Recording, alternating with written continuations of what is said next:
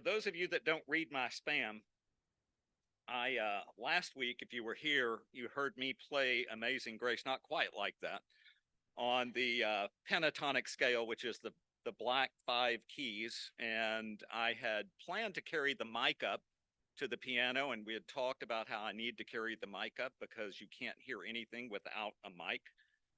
Totally forgot it. When we played the recording, there was nothing.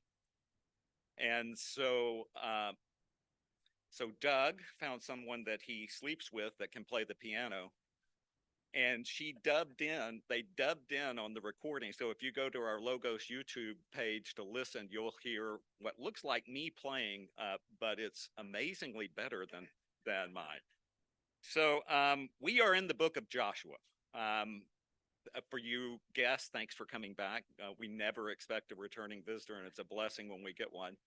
I talked last week about how we were going to go rogue, and we were going to, instead of doing the church's lesson plan, we were going to go to the book of Joshua.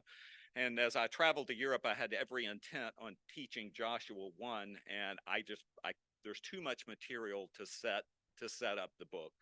And so this is going to be simply an introduction that takes us back. We have studied Genesis, which is a book of beginnings. It was the book of creation. It was the book of Abraham being created and a promise, which we'll see. We've studied Exodus, which is a book of deliverance. We studied Leviticus, not verse by verse, but in one lesson by outline, which is a book of worship that was received on Mount Sinai. And we have studied the book of Numbers, which is a book of wanderings. And we're now in the book of Joshua, and everybody is saying, what happened to Deuteronomy? So the book of Deuteronomy is a book of repetition. And what it is Moses up on the mountain about to die, and he is recounting everything that I just said. Everything, he's going through the major events in about 7 different sermons that I'm actually going to outline in some degree today. If you see the sign, Yeshua, Joshua, Yahweh is salvation. Joshua means Yahweh is salvation, and it is the same name as we'll see is Jesus. The symbol there is a scroll which represents the covenant. Joshua is the deliverer. There is a covenant, a series of covenants that we'll talk about that have been given to the Israelites and to Abram. Joshua is going to be part of the deliverance. And he represents, in essence, the key, the seal. The seal is God's seal on the covenant. The key represents the deliverer, opening up God's covenant. If we can go to the next slide. So Joshua, so this is this equal sign. I don't know what you call it, but this means exactly the same as opposed to just equals. Joshua equals Jesus. And that's not talking about Joshua the man versus Jesus the man. It's talking about the name. This is the progression from the old Hebrew, Yehoshua, all the way to the current name Jesus. And I'll walk you through how they mean exactly the same. As the Jews became more mature, they shortened the name Yehoshua down to Yeshua. Yeshua is what the Jews today, a Messianic Jew, will call Jesus Yeshua. That's going directly from the Hebrew language. And if they are truly saved, they call Jesus the Messiah, Yeshua HaMashiach. And that is Jesus the Messiah. Mashiach is Messiah in Judaism. And so you're like, okay, why do we not call Jesus Joshua? So as the New Testament was written, the Old Testament is written in the original language of Hebrew. The New Testament is written in Greek. Eventually, the Greek, and you see the word Greek up there, and it was then converted into Latin and then Middle English and then transliterated into English, which is Jesus. Both names are exactly the same. They both mean Yahweh is salvation. And so Joshua is probably the writer of this. This is the first book that's named after an individual. He probably is the person that authored most of this when it comes to the part that says Joshua died. I don't think he authored that part. I think Eleazar, the high priest, probably stepped in. And when it says Eleazar died later on in the book, I'm going to bet it was his son Phineas that actually finished the book. Joshua was a person of fame, not mentioned many times in the Old Testament, but in several serious parts. His name was originally Hoshea, which means saved. And it was Moses who said, no, you're Joshua. And he changed his name to Yahweh of salvation. And we see him in several key parts. We see Joshua as the general of the army. We see when the Amalekites, however you want to pronounce that, attack them, which I'll go through in just a second at high level. When they attack them from the rear as they are on their exodus, Joshua, the general, is leading the charge. Later on, we see on Mount Sinai, Joshua walking up with Moses part of the way as his assistant. And when he comes down and they're having the big feast over the golden calf, it's Joshua that says, I hear the sound of war. And Moses is like, that's a party you hear. And so that's Joshua. And Joshua is one of the two spies that comes back with a good report. Talk about that as well. And Joshua is the one that will take over for Moses. And so this is a really great book. Now, I've demonstrated my music skills. There are people that look at crossing the Jordan as symbolic of going to heaven. So you've heard the song "Swing Low, Sweet Chariot," and remember that's kind of deep. What are you laughing? I looked over Jordan, and what did I see? So yeah, thank you. He looked over Jordan, and what did he see? Angels to take him home, and that song is about taking us home to heaven. I don't interpret the crossing of the Jordan as taking us home to heaven. When they cross over Jordan, it's not heaven. And when we're saved, it's not heaven. We're not in heaven. We're called to fight when we're here. And that's what Joshua is about. There is a portion of crossing the Jordan. The second part is fighting. And then the last part is apportioning the land. That's what follows through the study of Joshua. And so I do think, and I'll explain why, I do think there was a calling for them to cross something. Paul talks about Israel crossing the Red Sea, and he points to that as a form of salvation, and many believe it's actual salvation. It was important, and you'll see by the route, it was important for them to go all the way to the east side of the Jordan and cross a body of water. And so with that, Monica, you want to kick off Genesis 15:12.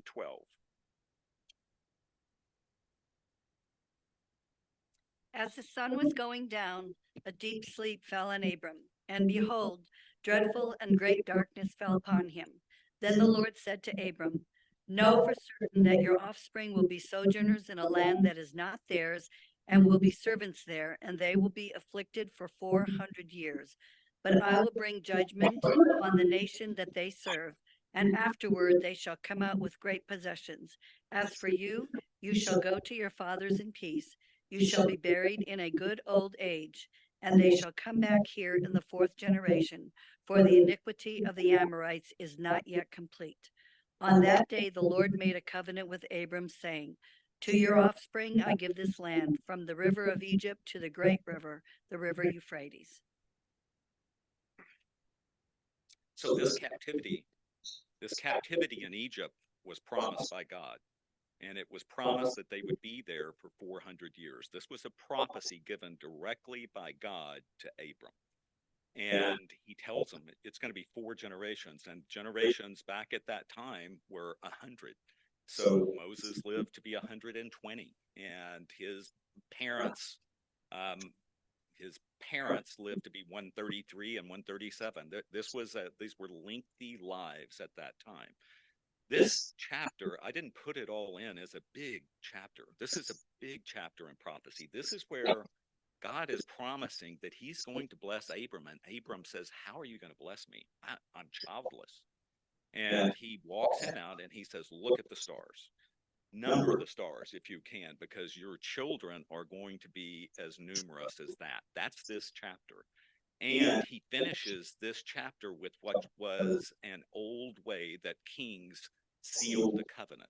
He told them, bring me a heifer, bring me a lamb, bring me a goat, turtle doves, and you slice them in half. And when they would slice them in half, it's not this way, it was in half, and they laid them out sideways.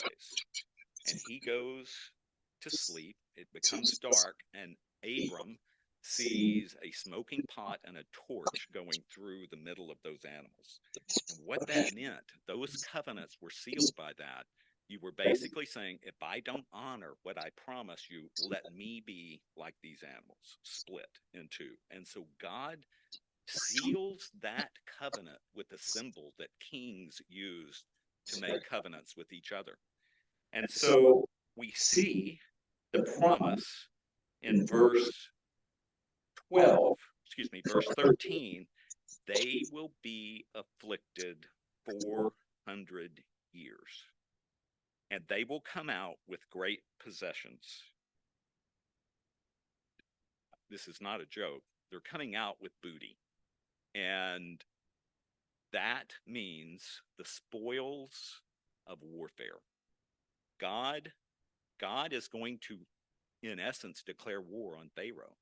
And when they come out, those people they're going to ask for silver and gold, and the Egyptians are going to give them great possessions. This is prophesied, and that is what happened. And as for you, you shall go to your fathers in peace. You're not going to have to go through this. And then your people, are going to come back in the fourth generation, for the iniquity of the Amorites is not yet complete.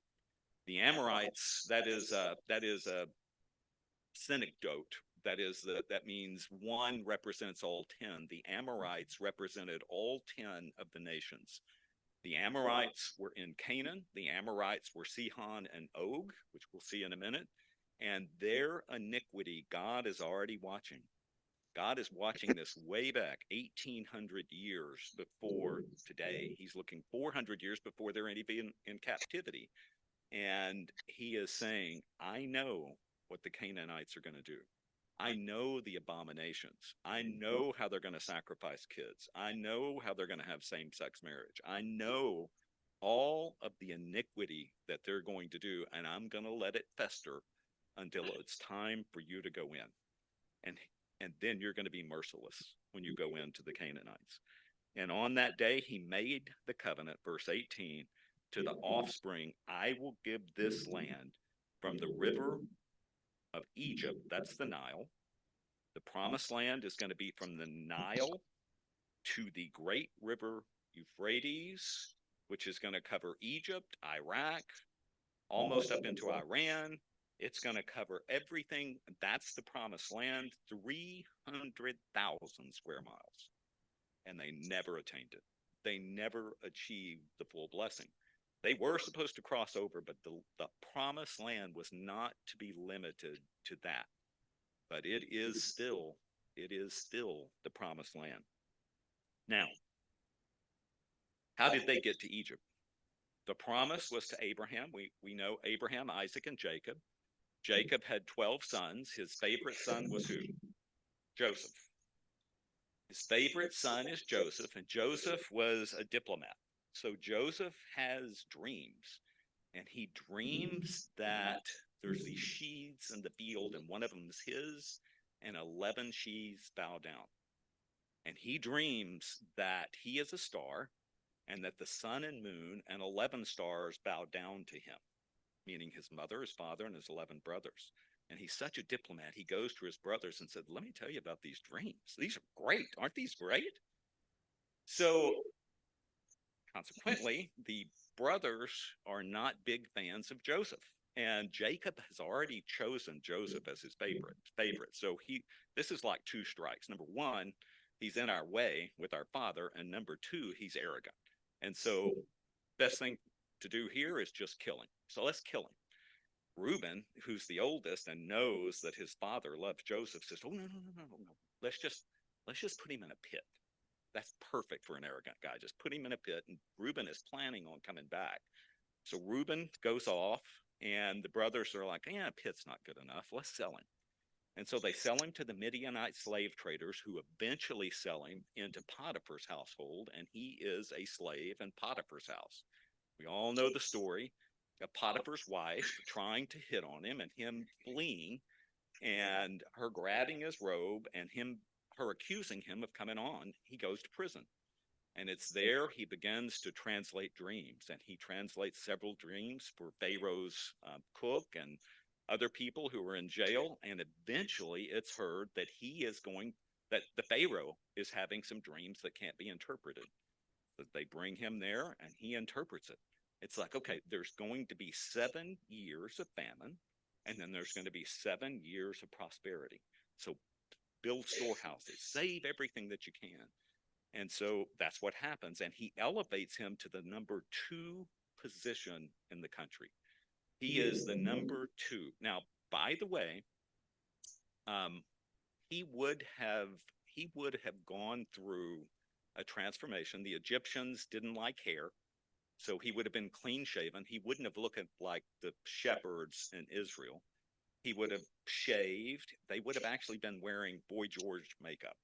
And so he's wearing the full Boy George outfit. And so I say all that because it's a key part. It's not, Boy George is not in the Bible. That's the Russell Freeman version. So the famine grows so great. Jacob says, okay, I'm going to send my sons to go get us food, but I'm going to keep Benjamin because I've already lost Joseph. Shows up, and Boy George recognizes him, and he begins to hassle him. Says, "You're spies, and are you all brothers?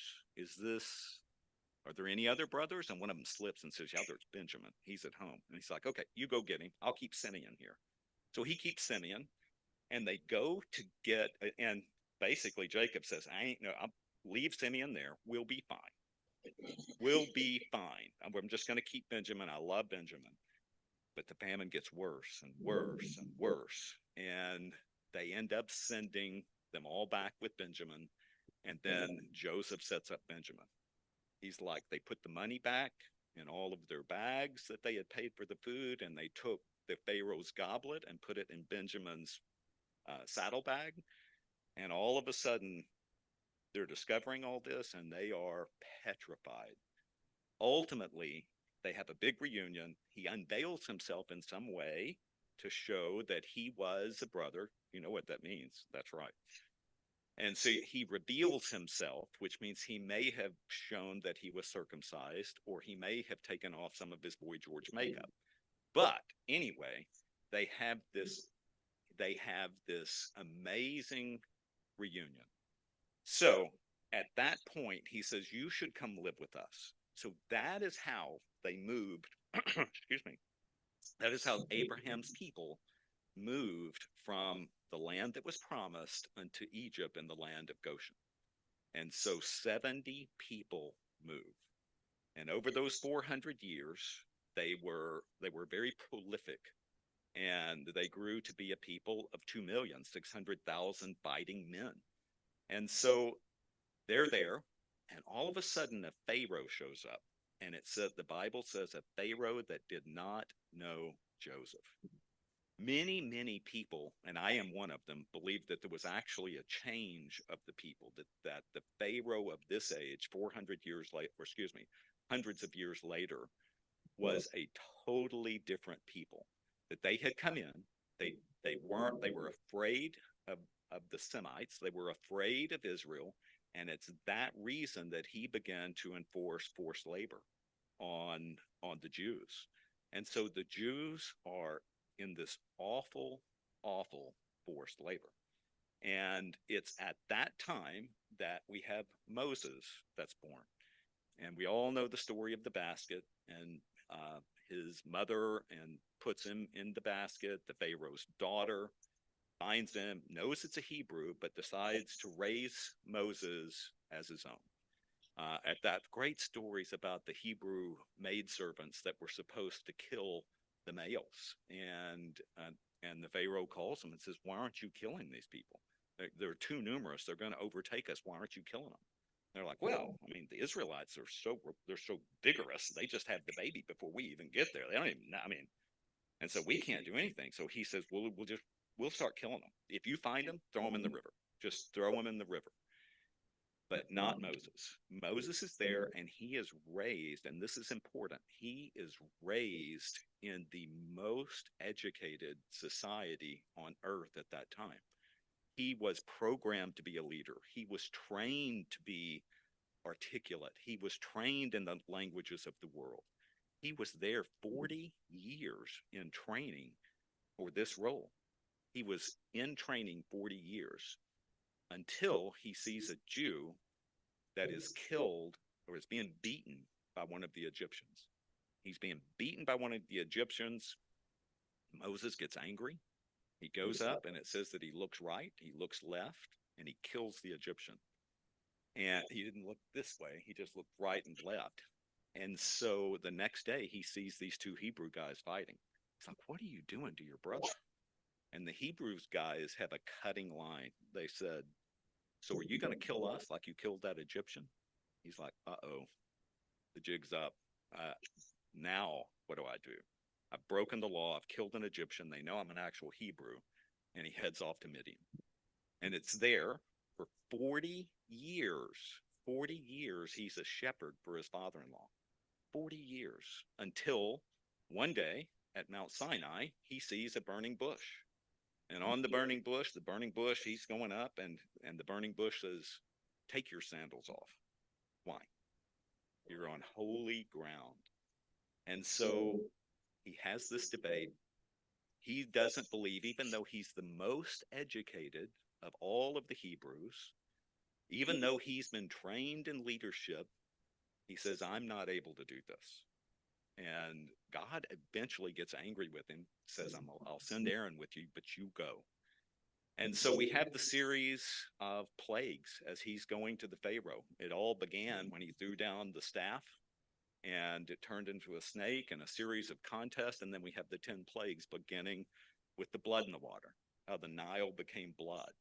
And then we have the frogs, the lice, the flies. And we have the pestilence of livestock. We have the boils. We have hail. We have locust and darkness. And then there's a pause before the last one. And he tells him about the Passover, what the Passover is going to be. And paints the blood, lays out the ceremony that there'll be a lamb that has to come in to your house. You have to get to know it. It has to be perfect without blemish.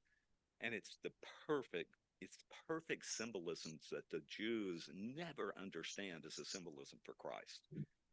And then death. And then the angel of death comes through. And it kills every one of the firstborn who don't have blood. And they finally say, go. Just get out. And they leave. And I'm going to show a map. And for those of you who have been here a while, every time I show this map, I talk about how it's inaccurate all the way through it. And it raises the question, so why do you continue to show a map that you think is inaccurate? And I've never found one that I really agree with. I think directionally, this is a pretty good map. But the map, if you go up to 1, Ramses, where they leave, they actually were going more east. If you read the language, and you can kind of tell that they're going east, and there is a cloud, a pillar, a cloud in front of them, and at night it's fire, and they're kind of going east, and they turn in a direction that makes it look like they're wandering. And Pharaoh all of a sudden sees them, and he's like, okay, these Israelites are wandering around like they don't know what they're doing. And his heart was hardened. Throughout this thing, his heart is hardened, or God hardens his heart, but he starts out hardening his heart. His heart is hardened, and he's like, let's go. Let's go get them. Their backs are to the wall, and I believe that it's way farther than the Gulf, that's the Red Sea down there. I think they were crossing over something that I believe was probably the Reed Sea, In the old Hebrew, they didn't have vowels. And so when you see Red Sea in your Bibles, that's not entirely clear. I believe that there was a sea up at that point at that time. I believe they crossed over there. They had their backs to the wall against this sea, whatever it was. Even if this map, which is wrong, even if it was right, they had their backs to the wall. Their backs are up against the river, the sea, and the pillar of cloud goes around them, in between them and Pharaoh's army. And it's sitting there, and they're just at a dead standstill. And that's when the children of Israel begin grumbling. Why did you bring us here? Why in the world did you do this? And so the winds come, he raises his staff, they part, and they begin heading as they go through. You know the story that all of the Pharaoh's men are put to death in that, and they begin heading down the Sinai Peninsula, just as I believe that is happening right there. And they come to a place that is Mara. I can't see Mara on that map. Do you see it? They come to a place called Mara. My eyes aren't good.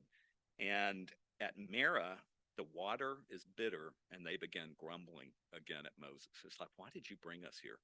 Why can't we be back in Egypt where everything was just perfect? Never mind, our babies are being thrown in the water, being starved, we're working, making bricks without straw. Moses yells at him. He gets a log and throws it in the water, and all of a sudden they have great water. God takes care of them. God heard their grumbling. He didn't get angry with them. He takes care of them. And then they come down to Elim, which they have the 12 springs, and they camp there. And then in the wilderness of sin, can you see the wilderness of sin? Yeah. In the wilderness of sin, this is like the third month. So it's taken them all this time, 45 days, to come down to this place. And it was there, they said, if we'd just been in Egypt, had we just died in Egypt, we would have been better. We're starving. Had we just died, God doesn't get mad at them. He gives them manna and quail, and he just provides for them, even though they're grumbling the whole way.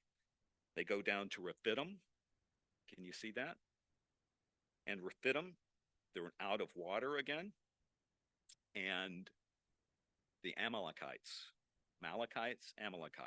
attack them. So two things happen at Rephidim. The stragglers are dragging up the rear, and the Amalekites come and attack them. And that's where Joshua goes out, General Joshua. That's where Moses is holding his staff up. He goes up on a mountain, and while he's holding it up, they're winning. And Aaron is there with him, and not her, but her, a guy named H-U-R, is there holding up his arms, and they win. And it's also there they begin grumbling about the water. That's the first time he strikes the rock. God has provided to kill the enemy. God has provided water now a second time, and they head to Mount Sinai. And they're at Mount Sinai 11 months. At Mount Sinai, Moses goes up and down that mountain at least 7 times, 80 years old, going up and down 7 times. He's getting the law. In some cases, he's re-getting the law. That's where we get the book of Leviticus. That's where we get the instructions to build a tabernacle. That's where we get the detailed instructions for the priest's garments. That's where we get all of the instructions for the articles that will go in the tabernacle. All of that is laid out. And so after 11 months, it's time for them to head out. From Mount Sinai to the southern end of Israel should have been an 11-day journey if they just headed on, if they absolutely maxed out their time. 11 days is all it would have taken. And so it doesn't. They end up having, I'm going to accelerate because I didn't realize this is a long story. This is why Deuteronomy, the book of repetition, it would have actually been longer. So they head up, they grumble again. After Sinai, God starts getting mad. And that the reason he gets angry when they grumble as they go north is because he's made a covenant. They said, we will be your people. We will do all you say. But yet when they start grumbling all the way, it just doesn't work. And Moses marries a Cushite wife, which is a black wife, and Miriam and Aaron turn against him. Miriam gets leprosy. The rabble begin to say, I want meat. And God says, okay, we'll give them meat until it comes out their nostrils. And they go up to Kadesh Barnea. And in Deuteronomy, it says they ask God if they can send spies in. And so they send spies in, 12 spies directly north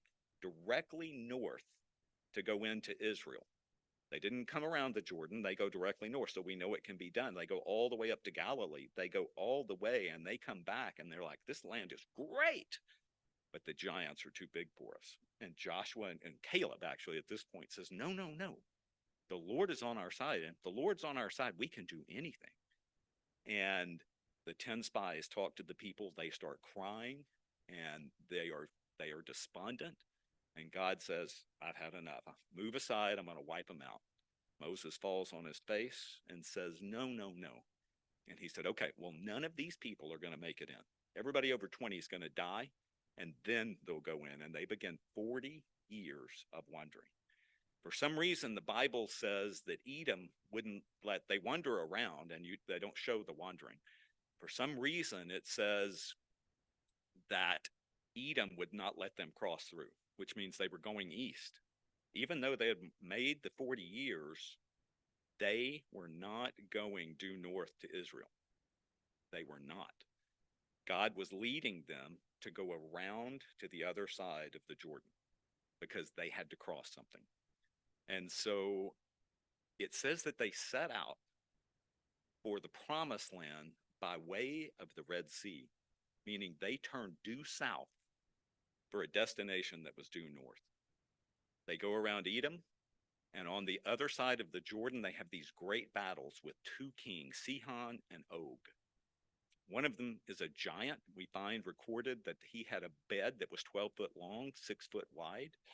And that battle, those battles, when they overtook, it was 60 fortified cities. When they overtook those cities, everybody in Canaan, including Rahab, had heard about it because those were powerful kings. And they're sitting there right now on the plains of Moab. I won't go through the story of Balaam, the prophet, who taught the Israelites into licentiousness. It says the children, the young men of Israel began to whore with the Moabite women. They're right there. That's where they are when we come to the book of Joshua. Okay. So, Deuteronomy. Let's talk about Moses dying. Actually, Sean, why don't you read Deuteronomy 34:1? Then Moses went up from the plains of Moab to Mount Nebo, to the top of Pisgah, which is opposite Jericho. And the Lord showed him all the land. And the Lord said to him, this is the land of which I swore to Abraham, to Isaac, and to Jacob. I will give it to your offspring. I will let you see it with your eyes, but you shall not go over there. So Moses, the servant of the Lord, died there in the land of Moab, according to the word of the Lord. And he buried him in the valley in the land of Moab, opposite Beth Peor. But no one knows the place of his burial to this day. Moses was 120 years old when he died. His eyes was undimmed and his vigor unabated. And the people of Israel wept for Moses in the plains of Moab 30 days. Then the days of weeping and mourning for Moses were ended. And Joshua, the son of Nun, was full of the spirit of wisdom, for Moses had laid his hands on him. So the people of Israel obeyed him and did as the Lord had commanded Moses. And there has not arisen a prophet since in Israel like Moses, whom the Lord knew face to face. None like him for all the signs and the wonders that the Lord sent him to do in the land of Egypt, to Pharaoh and to all his servants and to all his land, and for all the mighty power and all the great deeds of terror that Moses did in the sight of all Israel. There are places that talk about Joshua taking up the pen and recopying everything that Moses wrote. I believe that he picked up the pen at the end of Deuteronomy to record what just happened because God came to him. Again, I think it's hard when you're dead to actually write the book that's been attributed to you. So I believe it was Joshua writing this, honoring the commitment, and I'm confident that God loves me because he put Joshua, the son of Nun, which creates the opportunity for so many great Catholic jokes, don't you think? But I won't belabor those. And so I want to make a point before we get into Joshua that this is hard. If you were in the service today, you heard John Mark talk about people not liking the God of the Old Testament. And you're going to see that. You're going to see the logic of why we have people that say that this was a different God, that things were different back then, that he didn't love people, that he wiped people out. So go to Deuteronomy 20:16. But in the cities of these people that have the Lord your God is giving you for an inheritance, you shall save alive nothing that breathes.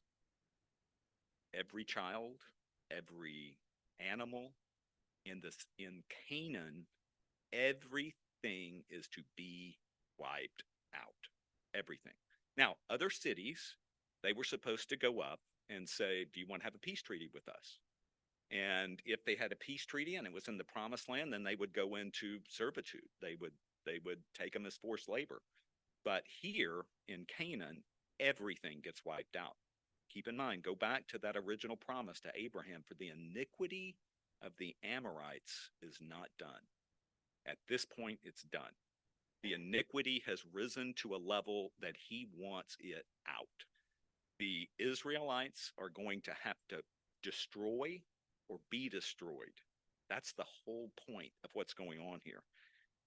And we go down in verse 18, and this is the reason: that they may not teach you to do according to all of their abominable practices that they have done for their gods, so that you sin against the Lord your God.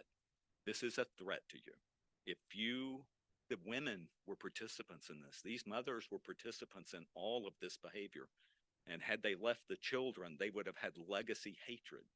And God wanted them gone. God hates sin.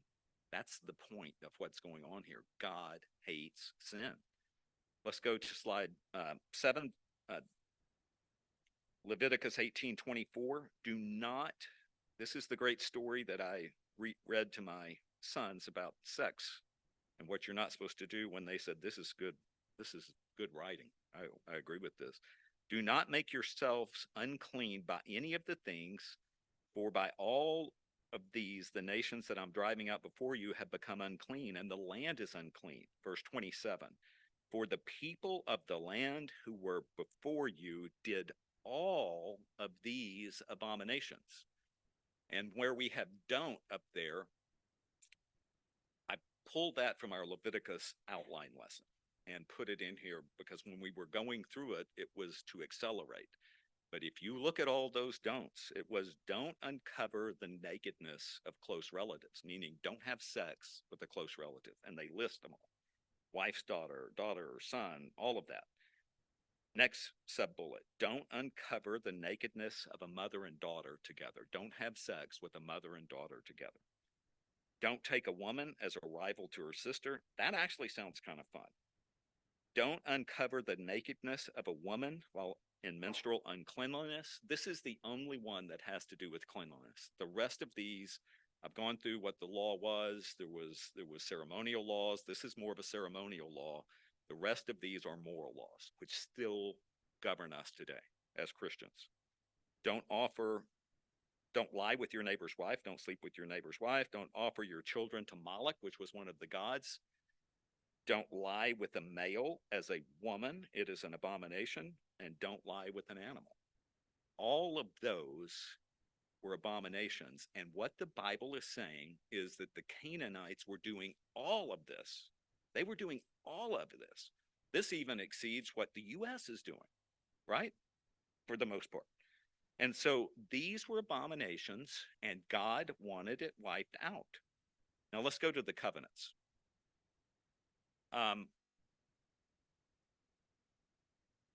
Moving into this land was the first baby step in a series of promises that God has made to us. So when they cross over this Jordan, They take the key, Joshua takes the key, and he opens up the first part of the covenant, which was the land covenant. So we go to Genesis 15:18. On that day, the Lord made a covenant with Abram. We've already read this, saying to your offspring, I'll give this land from the river Egypt to the great rivers Euphrates. And even though it's just a toehold of that promise, that was part of the promised land that they have today. And then we roll forward to the covenant to David. And your house and your kingdom shall be made sure forever before me. Your throne shall be established forever. In accordance with these words, Nathan spoke to David. On that land is the throne where David would rule, and is the throne where the Messiah will rule forever. That's part of the Davidic covenant. This is forever. They had to cross the river. They have to establish the throne. David's lineage has to be established, and that's where it will be. Jeremiah 31:31, a new covenant. So after that, after we have that lineage established, behold, the days are coming, declares the Lord, when I will make a new covenant with the house of Israel. This is not Christians. This is not the church. He's going to make a new covenant with the house of Israel and the house of Judah. Not like the covenant I made with their fathers on the day that I took them. Let's go all the way down. I will put my law within them, and I will write on their hearts, and I will be their God, and they shall be my people. This is a covenant that has not been fulfilled. Israel, as a people, have not accepted Yeshua Mashiach. Let's explain more what that means. Ezekiel 36:28. And I will give you a new heart and a new spirit. I'll put my spirit in you, and you will dwell in the land. The people of Israel will be saved, and they will dwell in that land. Isaiah, and a redeemer will come to Zion, which is the land of Canaan. A redeemer, being Jesus Christ, will come to that land, and he will be a redeemer for Israel. And then we come to us, Galatians 3:27, all the way down to 29. And if you are in Christ, you are Abraham's offspring, heirs according to the promise. And Romans, I won't read. You can all go look up Romans, and it's Romans 11:17, where it talks about us being grafted into the promises that were given to the Jews.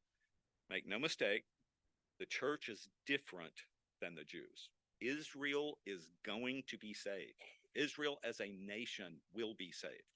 The people that have rejected Christ won't, but Israel will. And the Messiah, when he comes, will rule from that land, from that throne. He will rule, and it'll be the whole promised land at that point in time. So all of these are baby steps. When we talk about going through this, even the hard parts, it all is in a bigger story, a bigger covenant that is available to us. I'm really sorry. Sorry about that. Yeah, well, it's not my fault. That's exactly right. I love you. All right, any suck up. No, she is teacher's pet. Yeah, give her a gold star. Any questions or follow up? Yes, Doug.